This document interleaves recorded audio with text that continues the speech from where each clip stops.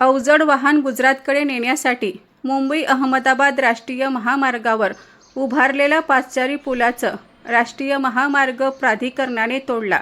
मुंबई अहमदाबाद राष्ट्रीय महामार्गावरील वरवाडा येथील पादचारी पूल राष्ट्रीय महामार्ग प्राधिकरणाने तोडला. वरवाडा येथील आश्रमशाळेत जाणाऱ्या विद्यार्थ्यांसाठी तयार करण्यात आलेला पादचारी पूल तोडल्याने विद्यार्थ्यांची गैरसोय. डहाणूचे मार्क्सवादी कम्युनिस्ट पार्टीचे आमदार विनोद निकोले आक्रमक. राष्ट्रीय महामार्ग प्राधिकरणाच्या अधिकाऱ्यांना धरलं धारेवर.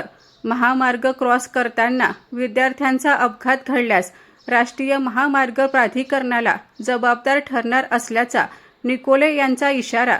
आश्रमशाळा प्रशासनासह स्थानिक आमदार तसंच ग्रामपंचायतीला कोणतीही पूर्वसूचना न देताच पूल तोडल्याचा निकोले यांचा आरोप. बघा, वरवाडा येथे आश्रमशाळा आहे आणि त्या आश्रमशाळेतल्या पण विद्यार्थ्यांना पूर्वेकडील जे विद्यार्थी आहेत, आश्रमशाळा ही पश्चिमेला आहे, हायवेच्या पश्चिमेला आहे. तर पूर्वेकडून जे विद्यार्थी येणारे शाळेमध्ये जे विद्यार्थी आहेत यांना पूर्वी फार मोठा म्हणजे हायवे क्रॉस करून येण्यासाठी फार मोठी अडचण होती आणि त्याच्यामुळे या ठिकाणी पादचारी पूल बनवण्यात आला होता. ग्रामस्थांना सुद्धा पश्चिमेकडे यायचे असेल तर हा पादचारी पुलाचा उपयोग होत होता. विद्यार्थ्यांना या आश्रमशाळेमध्ये येण्यासाठी या पादचारी पुलाचा उपयोग होत होता.